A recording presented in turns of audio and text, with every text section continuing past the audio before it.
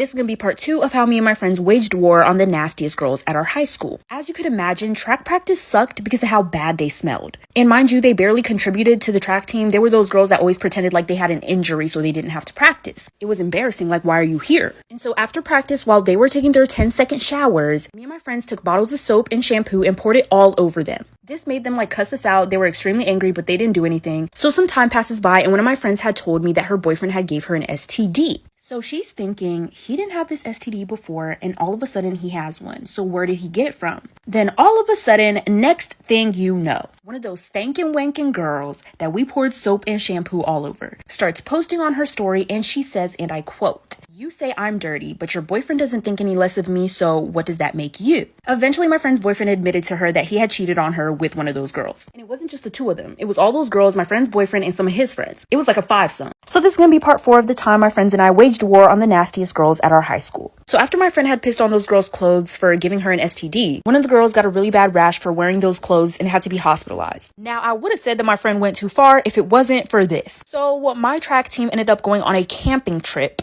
And the coach told those girls specifically that if they wanted to go on the camping trip, that they were going to have to be hygienic. They were going to have to take full-on showers. They were going to have to brush their teeth. They're going to have to bring a change of clothes. And me and my friends had hoped that they weren't going to come on this camping trip so we could have our fun. But they actually agreed to being hygienic. And so they came on the camping trip. I'm still taken aback at the events that happened on this camping trip. So we're on the camping trip. We're like the 3rd day in. We sat around the campfire and made s'mores. And then we all went to sleep in our tents. Me and my friends, we all shared a tent. All my friends were asleep, but I wasn't asleep yet. I was still drifting asleep. And then I heard somebody open our tent. It was kind of dark, but I could still make out who it was, and it was one of those girls me and my friends were beefing with. She gets to where my friend is sleeping and squats down, and she takes a shit right on my friend. This is going to be a story time of how me and my friends waged war on the nastiest girls at my high school. After watching all of the parts, you get to decide who won this war. And just a heads up, this will probably be the nastiest story time that I've ever posted. Let's get right into it. So at my high school, there was these group of girls that would keep themselves dirty so they could get attention from the boys. They would never take showers. They would always come to school stankin'. It was so bad to the point where if you were in class with them, the teachers would have to open up all the windows and leave the door wide open so the smell could drift out. Like, it was that bad. You really could have passed out. The school went as far as holding an assembly about how important hygiene is just because of these girls. Now, these girls stayed together as a clique and they were on the track team, and me and my friends were also on the track team. Our coach encouraged us to take showers after practice, but she couldn't force us. But she made it clear that she wanted us to take showers. Those girls wouldn't take full-on showers. They just get in the water for like 5 seconds and get out. So one day, me and my friends decided that all those girls were in the shower, we were going to pour soap and shampoo all over them, like for part 2. This is going to be part 3 of how me and my friends waged war on the nastiest girls at our high school. So like I said, those girls that never took showers had gotten a train ran on them by one of my friend's boyfriend and some of his friends. This pissed my friend off so bad, she was acting out of character. And I say out of character, I'm talking about this girl was saying, "Oh, I'm gonna poison her. I'm gonna run this bitch over." At the time, it seemed excessive, but just wait until you hear the whole story and you'll understand why it would have been justified. So my friend had asked her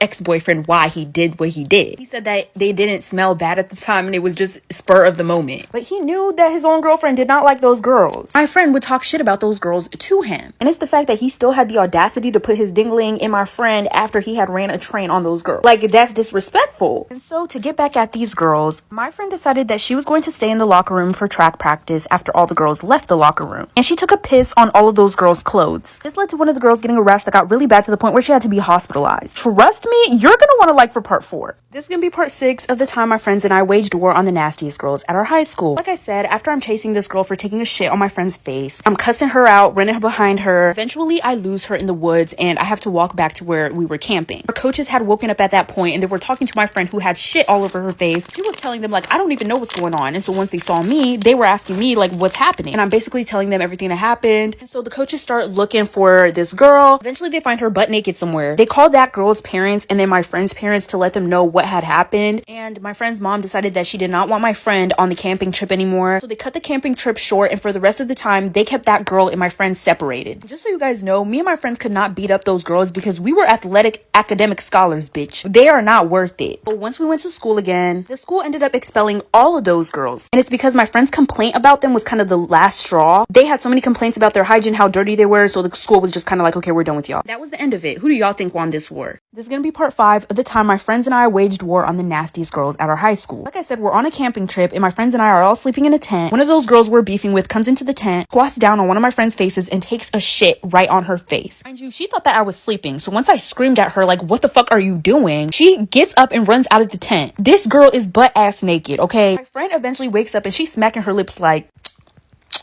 what is that taste? And I'm telling her like, do not swallow. Whatever you do, do not swallow. And I'm like, girl, it's just some chocolate from the s'mores we made earlier. I was trying to get her not to freak out because she was going to mollywop Miss Butt Naked Nasty. She eventually figures out what it is and she's like, is this some type of sick joke? And so I'm telling her, no, bitch, who the fuck do you think I am? So I run out the tent and then I see one of those girls like fast walking towards the woods and she's looking behind her and then she sees me. So I start running after her and she starts dashing through the woods. I'm cussing her out like, bitch, you're fucking nasty.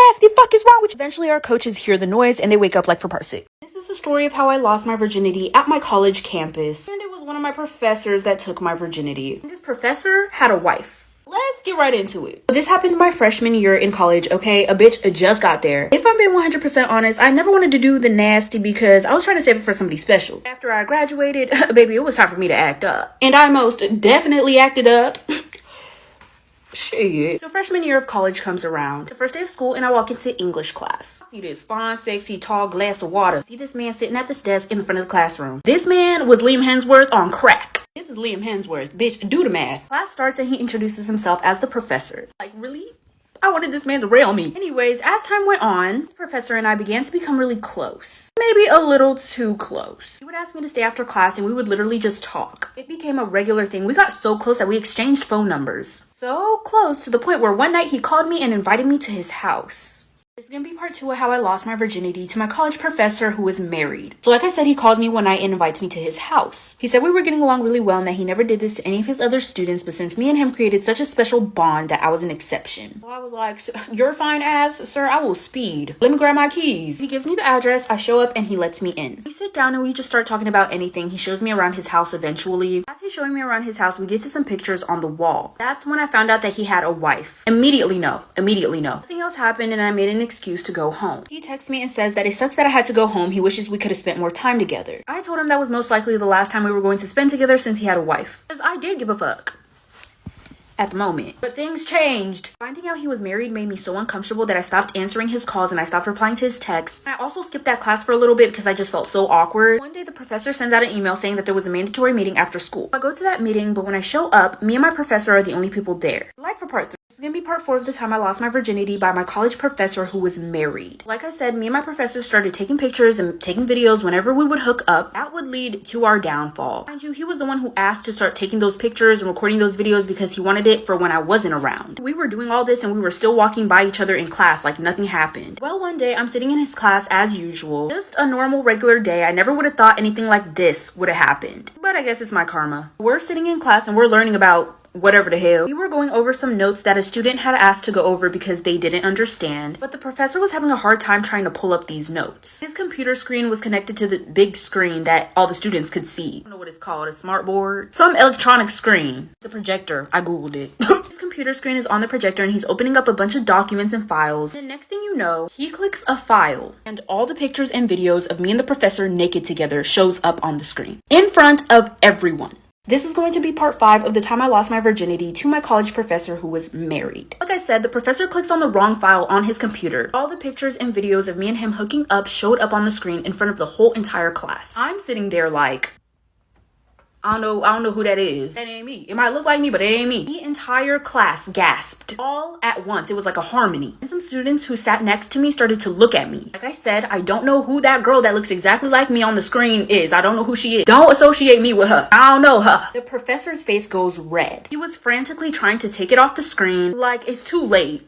I put my hoodie up and I didn't know if I should leave the classroom or just stay in the classroom because not everybody realized that it was me. Like, some people in college don't pay attention to who's in their class. But the people that sat next to me knew that it was me. I didn't know if I should have stayed in class or if I should have left the classroom because if I left the classroom it would have looked guilty, but if I stayed in there it was just awkward. I decided to stay to avoid looking guilty. Once class was over and I went home, the entire school knew about me and the professor. This is gonna be part 6 of the time I lost my virginity to my college professor who was married. So like I said, I sat through the rest of the class after those pictures and videos were shown. It just would have been way more awkward if if I just walked out right away. Like, it's already awkward. Let's try to avoid the awkwardness as much as we can right now. By the time I got home, everybody knew about me and the professor. Everybody at school was talking about it. What's worse is that somebody took a picture of the screen. That was evidence, and someone sent that to his wife.